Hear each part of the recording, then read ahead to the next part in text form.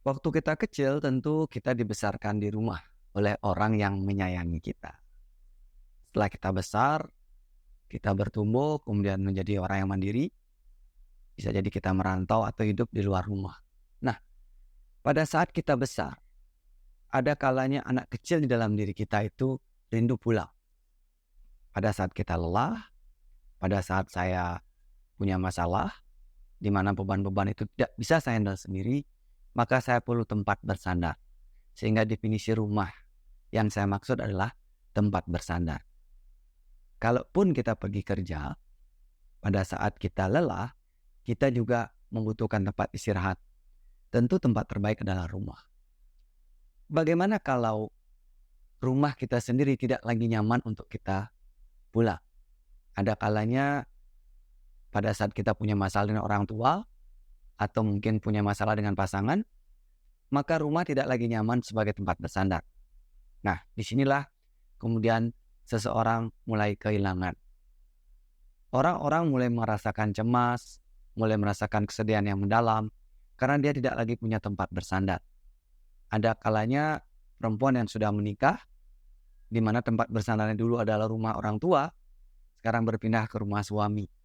Begitupun sebaliknya, laki-laki yang menikah, bisa jadi tempat bersandarnya adalah istrinya. Tapi ketika tempat sandaran ini kemudian jadi tidak nyaman, maka dia tidak lagi punya rumah. Tidak sedikit kasus yang datang ke tempat saya karena dia tidak lagi punya tempat bersandar. Dia mengalami kegelisahan, kecemasan, depresi, kesedihan yang mendalam karena dia tidak lagi memiliki tempat bersandar.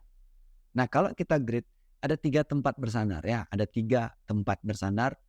Pertama, yang paling sederhana adalah orang tua ya, atau keluarga.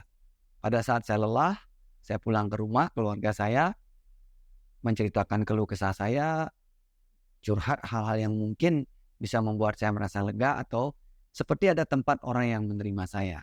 Nah, pada saat keluarga ini tidak berfungsi, tentu saya akan kehilangan. Nah, tempat kedua yang lebih baik dari keluarga adalah kita sering pulang ke rumahnya orang yang disebut dengan namanya Tuhan ya. Tidak sedikit orang yang memvisualisasikan dia terhubung dengan Tuhannya, lalu kemudian dia menjadikan Tuhan sebagai tempat bersandar. Jadi ini akan lebih baik daripada keluarga ya.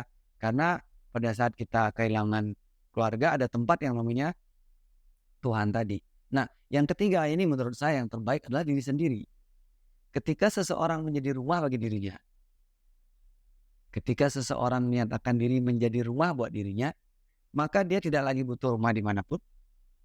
Keluarga pun mungkin Tuhan dalam tanda kutip ya, dan tanda kutip, karena dia sudah menemukan kesadaran diri, maka di sini ia kemudian bisa menjadi rumah bagi orang lain. Kenapa? Karena dia sudah bisa menjadi rumah bagi dirinya. Idealnya, setiap orang yang menikah harusnya sudah menjadikan dirinya sebagai rumah. Atau minimal ya, minimal Tuhan sebagai rumahnya. Dia sudah punya keyakinan dan kekuatan penuh ya, kesadaran penuh. Apalagi ketika dia bisa mulai bersandar pada diri, menggunakan kakinya sebagai rumah, maka dia sudah siap untuk menjadi rumah bagi banyak orang.